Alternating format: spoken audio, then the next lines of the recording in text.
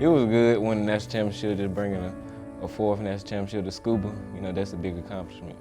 From a personal standpoint, it was pretty good. It was my first national championship as a player. It's always feel good to get the national championship back where it belongs. To come back in 2017 and have a chance to win another one and actually win it this time, it was unbelievable. It just makes everything you do worthwhile.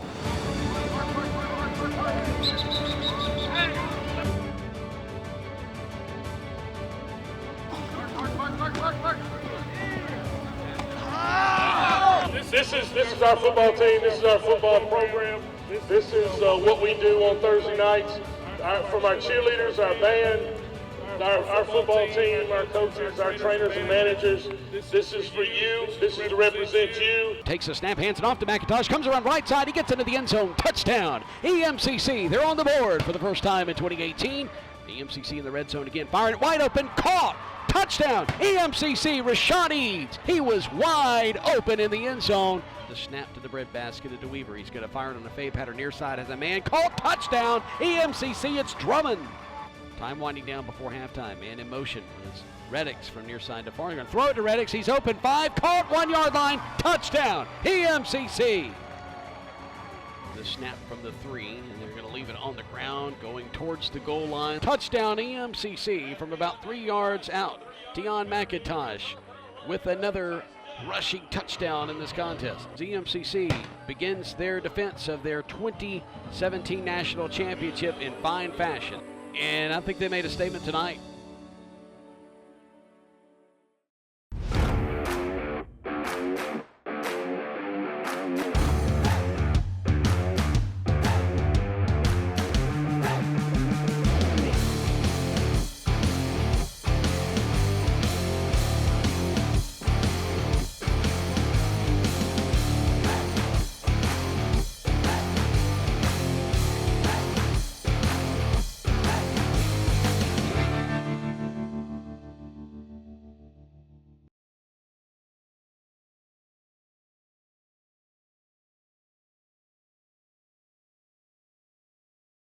Great job. Great job. Hey, there's so many things that we got to, there's so many teaching points that we've got to get done, so many places that we can learn and get better. You haven't even touched, not even grazed how good this football team can be. So we got to come in, let the coaches do what we got to do tonight and tomorrow morning, okay? We'll come in tomorrow and we'll get our stuff done and get out. The big thing is finding ways that we can get better. 1-0 at the end of each week. They say the greatest improvement you'll ever have is between week 1 and 2. Think about that. You improve a whole heck of a lot. That was a good football team that you played now. How good are you? Hey, how good are you? I'm telling you now, hey. It is on, it is up to you how good you want to be. I think the guys really did well in carrying out the game plan.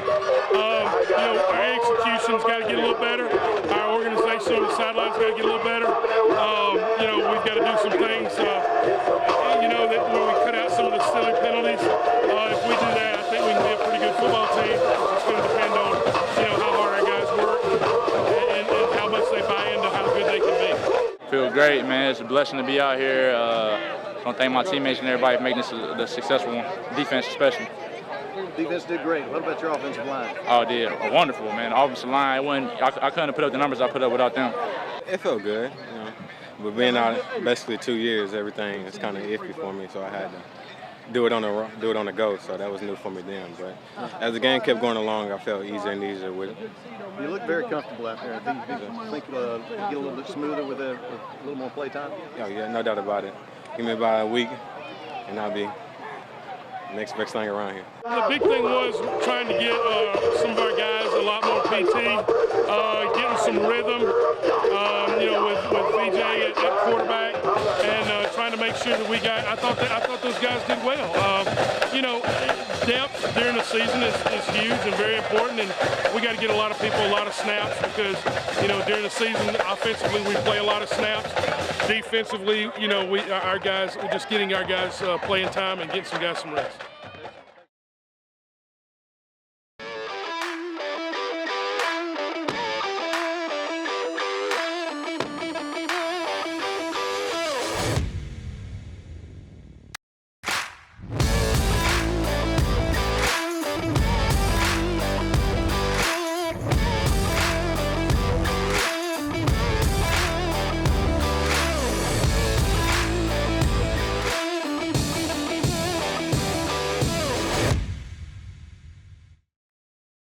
you guys are national champions, and now you're #1 in academics. What does that mean to you? I mean, it's really like a lot of people, because it's a very big accomplishment, because a lot of people really feel like in school, all we're about is football. But a lot of people don't realize how much hard work we put in the classroom as well as on the field. And being able to win a national championship and then being recognized as national academic, that's just amazing. And it's good for the program as well.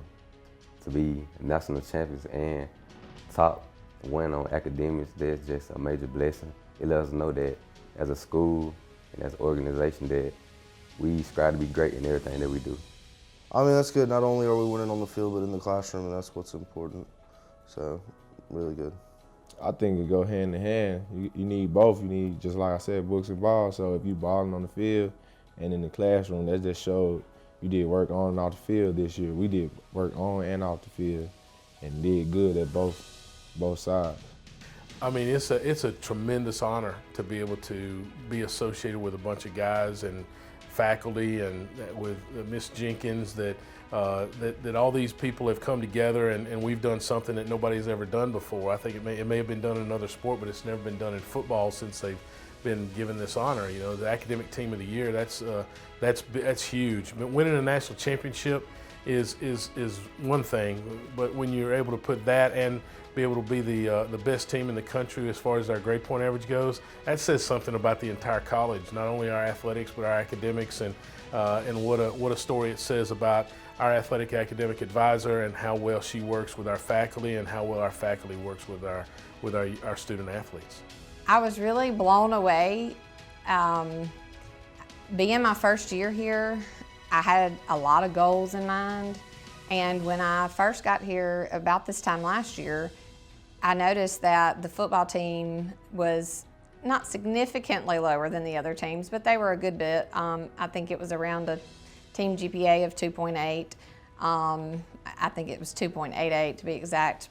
So my very first meeting with them, I told them that I love sports, that I loved watching football, but because my job was academics, not only was I competitive and wanted them to win on the field, my competitiveness came in the classroom, and that I was not okay with if you were an A student and you dropped down to a B, that you just coasted. If you're an A student, you're gonna stay an A student. If you're a lower performing student, we're gonna try to get you up higher, but there's no higher students get to coast and lower students get more help. I wanted to motivate every kid to do their best. Ms. Jenkins is a wonderful counselor. I mean, she's always finding something that you can be doing. You never really just have anything that you're not doing. So if there's anything that you have that needs to be done, it's getting done on time. You know, everything is being done in decency and order. You know, she's just always on top of everything. Ms. Jenkins, my relationship with her is pretty good. I know she's from Philadelphia and I'm from Kemper, so we kind of have like a little bond there. So she always been on me. She be on me very hard because I'm one of the students that just got a high GPA, so she always be on me hard, make sure I'm doing my best, and she always check on me to make sure I'm on top of my stuff. So I really appreciate her for that. I appreciate all she do for all of us. Ms. Jenkins is a good person. She'll do anything to help you. Anything, she'll probably, if she's not in, she'll probably try to get in or call you, text you, send you whatever you need. She's just overall a good person and trying to help you get to where you want to go. Miss Jenkins, she's great. Anything that I've ever needed help with, she, just come see me in my office, so I'll go see her and then we fix it right there. So it's really easy, good relationship. When Miss Jenkins came in the very beginning, she was very open to any ideas that anybody had. She had her own ideas and she had her own ways that she was going to attack our overall team GPA, the way she was going to attack all the kids and how they were going to be monitored and the things that she was going to do to help our kids succeed. And she's done a fantastic job at that. And I couldn't be prouder of her, couldn't be prouder of our kids and our faculty and our college. The first time I got here, it was very overwhelming. I had been in a high school situation, so there were a lot more students, a lot more coaches. I first met Buddy, of course, and then I think Coach Collins and Coach Sanders were who I encountered next, and it was just kind of surreal. I never thought I'd be working at the college level. much less getting to work with one of the best JUCO football teams well, the best in the nation. So it was just a very overwhelming, surreal experience that I wasn't really expecting to encounter. How much do the coaches stress academics to you guys? Well, it's an everyday thing. Every day after practice, they're making sure you're going to class, going to breakfast check. You're in class, you're staying in class, you're alert in class, you're at the front. Just making sure you're on top of your A game when you're in the classroom. Coach them, they stress the academics because they always say books and ball. And then, if you don't keep playing ball, you still got your books. So coach always tell me, don't let football use you, use football. So by football getting you there, you still can have your books and take control of your scholarship. A lot. It's every day. If you don't have your grades, they'll either physical punishment or, tutoring every day or twice a day, every day. So, they stress it a bunch. They get their point across that it's important.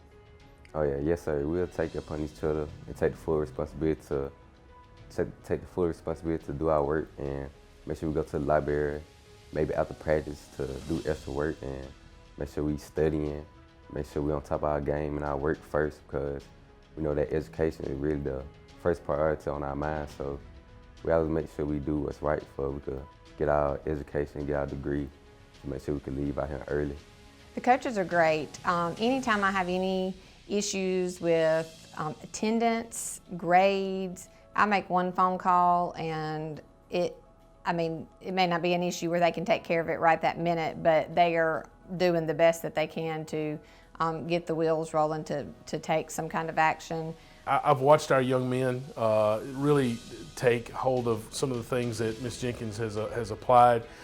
She's attacked a lot of different areas that we've not really thought about before. Not only is she helping the student that needs tutoring in every single class, and maybe that student that's having, that's really working hard to make that C, but she's also attacking the ones that already have really good grades, and she's attacking those that have B's and let's go and let's work and get A's. And that's something that we've somewhat taken for granted at times. And she pushes every student, and that's there's a lot to be said about that. And she works very closely with James Rush, and she works very closely with all our faculty, and it's I can't be more happy right now. My academic experience here has been good. I think my grades here has gotten a lot better when I was in high school. I had good grades in high school, but when I got here, it's like I just really took control of my books, and it's just been a good experience with the help that I'm getting from like Miss Jenkins. And when I first got here, Miss Wagner was here. I was getting good help, and I just think like college made me take care of my books and just thinking about life after football and things like that. The academic side is really good. The teachers push us to go hard and they stay on us and they basically get the best out of us, especially our academic advisor, Ms. Jenkins. She always makes sure we got everything right, make sure we're on top of our work to make sure we are able to leave out early. So we really appreciate the teachers because they always push us to our full potential and they always get the best out of us. Academically, it's just been, coming in, trying to get used to, the college way of class settings and things. But, it kind of became easier as time went on. I had help from all of my coaches, especially my counselor, Ms. Jenkins. She was always on top of the things that I needed to have done. I was even getting to the point where I was doing things early, and the counselor really just helped me just pick up on things even faster. Anything you need, they help you with. If you need help studying or with a problem, they're always there to help, no matter what. I want everybody who comes through my office to be treated like I would treat my own children, and that's just kind of how I operate in my office. I don't know if my grade point average of my college team was very good. I know what mine was. Mine wasn't very good. So I know how hard it is for these young men to balance all the things that they have to balance nowadays. You have class, you have football practice, you've got weightlifting, you've got tutoring, you've got social media, you've got your social life. And when you balance all those things and you're able to come up with a grade point average that we have, with the success we've had on and off the field, it says a lot about the young men that we have at East Mississippi. Opportunity happens at East Mississippi Community College. The opportunity to jumpstart your education with our affordable tuition and financial aid options. The opportunity to explore many career paths with our industry-leading workforce training and academic programs. The opportunity to become a national champion on and off the field. Turn opportunity into reality. Register today at East Mississippi Community College. Opportunity happens here.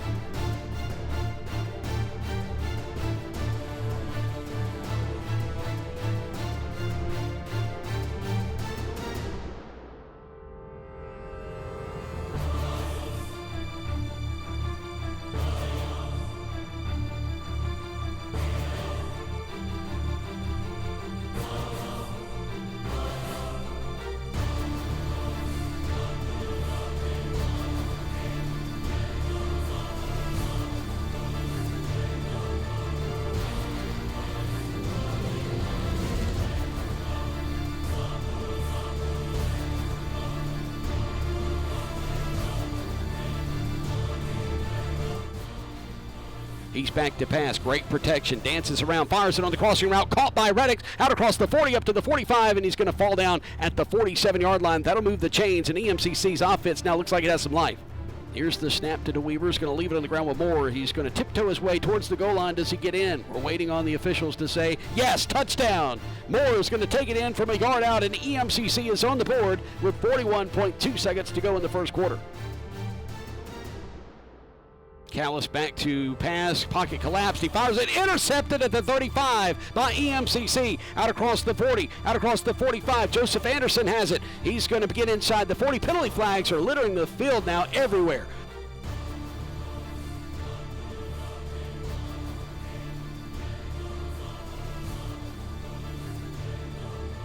Snap on 2nd and 10 from their own 44. Miller, great for pocket protection. Fires it over the middle. Caught by Reddick. He's inside the 40. High steps inside the 35. Down the numbers, and it's in first down EMCC.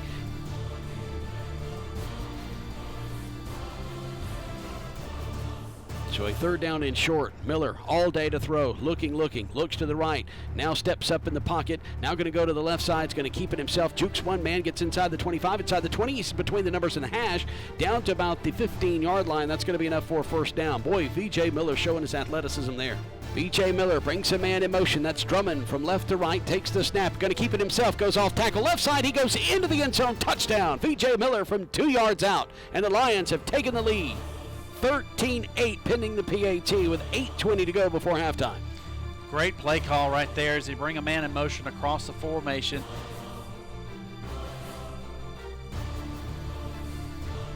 Everybody goes back in coverage. Miller looking, surveys the field, just loads up, fires it deep down the far sideline, has a man in the end zone as you reach up and catch it. Yes! Touchdown! EMCC from 43 yards out as time expires.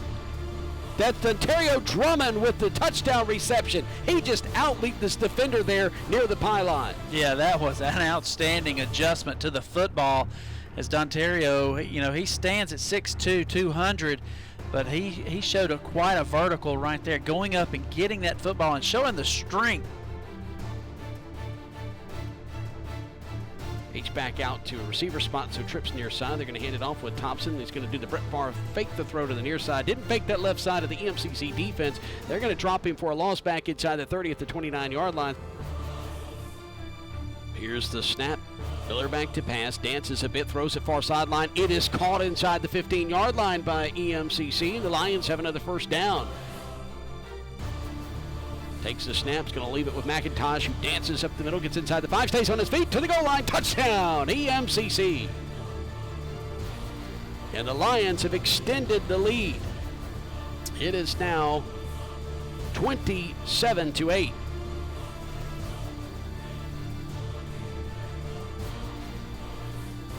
Same formation as last on first down. Now here's 2nd and 10. VJ Miller all day to throw. Surveys right, surveys middle of the field, looks left. Now he's going to tuck it and run it left. He's got plenty of daylight. He's got the first down. He's inside Wildcat territory. Stutter steps as he gets inside the 45 and pushed out of bounds near the 40-yard line. Boy, VJ Miller has really impressed us with his legs tonight offensively. Play action to McIntosh and sets up, throws deep down the far sideline, and EMCC just beat his man. Caught in the end zone. Touchdown, Lions, and EMCC extends the lead even further. Boy, he made that look easy, Jason, as the cornerback on that side. I don't know if he just slipped and fell or the side judge knocked him out or what, but he left a wide receiver all alone. Trips left, one receiver near side. Miller looking left, fires it left down the far sideline, and he has a man that catches it in stride, and he's going to be down from behind inside the 35-yard line. Big reception for EMCC's Connor. McIntosh flanked to the left of VJ Miller, who claps his hands high, now takes the snap, looks right, fires it near side, and he has Clayton, and it's caught inside the 15, and he's going to be pushed out of bounds in the neighborhood of the 12-yard line. Nice reception by DJ Clayton. Here's the snap back, the hold, and it is high, and it is through the uprights. Great job by Josh Smith. Smith with the field goal, his first of his EMCC career, and it's now 38-8, so a 30-point lead for EMCC with 4:48 to go in the third quarter. They'll snap it on first down for the 38 now to Callis. Play action. Now he throws it out in the flat here near side, complete, I beg your pardon, up to the 38-yard line. It's going to be about the line of scrimmage. Spotted the football, the 46, their own 46, moving left to right on third down, and Sweeney does have it this time. He intercepts it at the 48-yard line, and EMCC will have 48 yards to go to pay dirt. Great job by Sweeney, just kind of got inside position on the receiver, the intended receiver that time, and picked it off. This time he gets the interception, and it counts. One receivers to the near side and to the far. They leave it with McIntosh. Goes straight up the gut. He's got the first down and more. He's going to scamper into the end zone. Touchdown, EMCC from 32 yards out. McIntosh's second touchdown of the day. He has 5 in his early career at EMCC. And that was an impressive run by McIntosh. He looked like he was shot out of a cannon. He saw the crease before it even took place as he went north and south immediately, taking the ball from DeWeaver. Has twin receivers near side. Takes the snap. Play action. Going to come around near side and can't go anywhere. He's going to be dropped for another loss. Back at the 20-yard line. He'll lose 7. Their own 20 moving left to right. Callis back in. Callis with the snap. Looks near side. Throws it. Picked off by EMCC. Down the near sideline. 10-5. Touchdown Lions. Jaquez Akins with the pick 6. And let the clock roll here in Poplarville. And the Lions have extended the lead with 10:41 to go in this game. 51-10 pending the PAT. EMCC is going to field the punt. The return man, Clayton, is going to stand his own 48. And a rugby style, they're just going to run it out of there and be down around the 5-yard. Not really certain exactly what in the world Mosley was doing there. Twin receivers either side. Snap to DeWeaver. Is going to leave it on the ground. Well, Moore goes straight up the middle. He's in the end zone. Touchdown. One play, 5 yards. EMCC extends the lead even further. And that's why. I mean, you just gave EMCC the football 6 yards out. 58-10 pending the PAT. Pearl River's going to come to the near side. EMCC is going to go to the far. They're going to get ready to line up and shake hands as EMCC wins it 59-10 here in Poplarville.